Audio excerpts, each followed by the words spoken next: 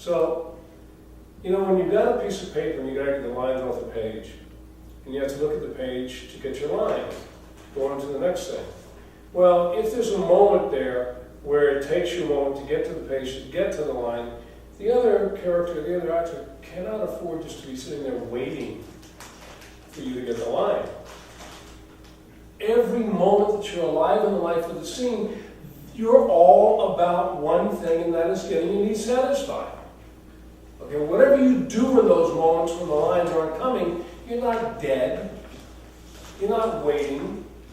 You're doing something.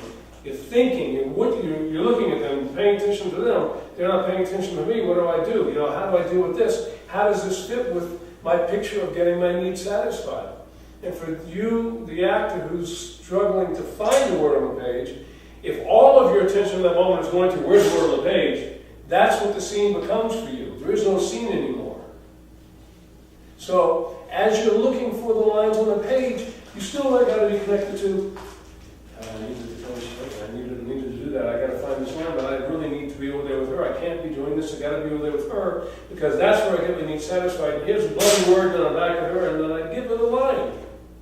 There's not a moment when I'm not connected to the need to be satisfied. Not one moment. So, once you enter into the scene, you do not get out of the scene until it's done. You do not stop the conversation until you're cut. Thank you very much. You don't. You never look for the page at the casting director and say, I'm done. We know you're done. You know, you don't need to tell us.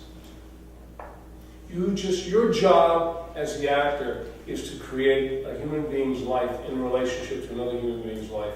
And you stay in that life from the moment before you hear action to the moment after you hear cut. That's it. That's your job. And it's not an easy job to do. But that's what you do as actors. So every moment that you are in this conversation called a scene with another actor, that's a moment that you've got to struggle to find a way to be alive in the moment and to be connected with.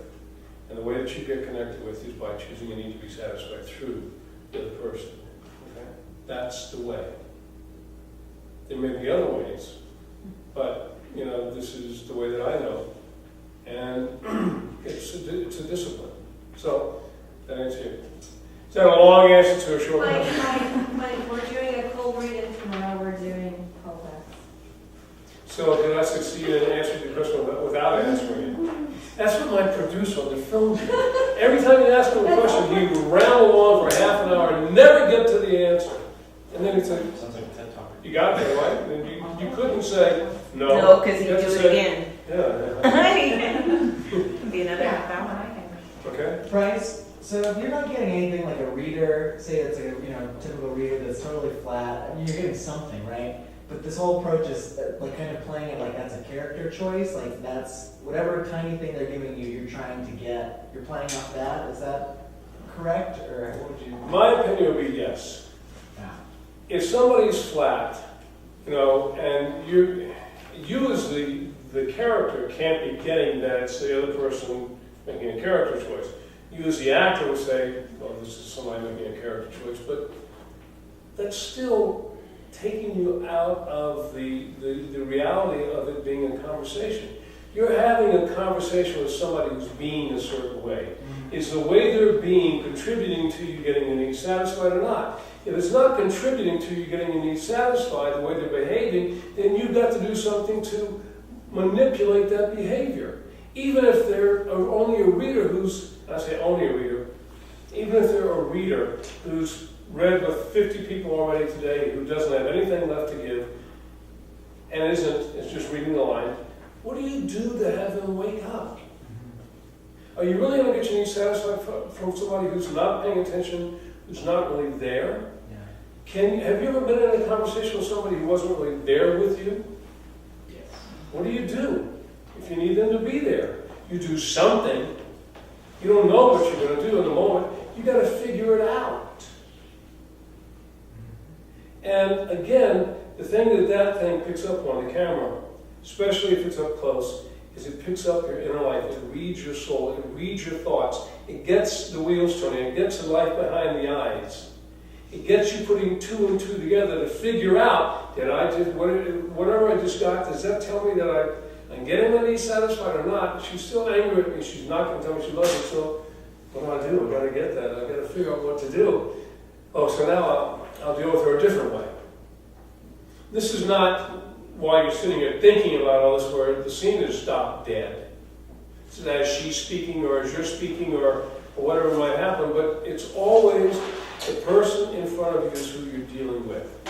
It can never be a need to be satisfied by somebody you're mentioning in the scene that's not in the scene, because that doesn't give you any reason to connect with the person you're in the conversation with. It's all about a reason to connect. It's a reason to be there that brings the presence, the being here now, that allows you the freedom to go all over the place within the context of the need to be satisfied. Does that make sense? Yeah. It's brilliant, don't you think?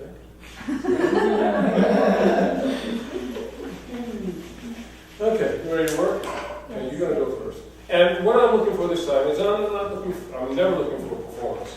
But right now I just want you to explore this with the other actor, just so you get a feel for what your choices might be, the possibilities, establish a relationship. You know, just consider this exploration. This is the first time my actors get together to read the scene together.